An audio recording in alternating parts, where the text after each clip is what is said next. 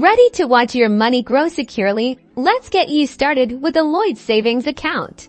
Opening a Lloyds savings account is a straightforward process designed to help you efficiently manage and grow your funds. First, gather your essential documents. You'll typically need proof of identity, such as a passport or driving license, and proof of address, like a utility bill or bank statement.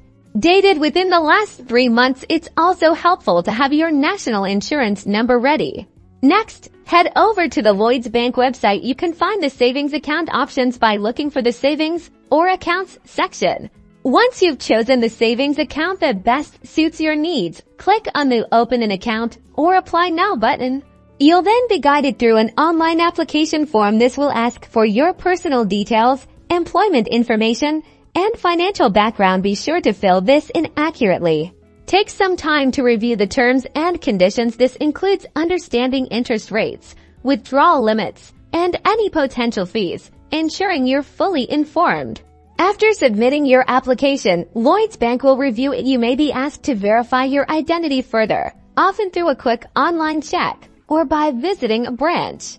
Once approved, you'll receive your account details and any associated cards, ready to start depositing and saving.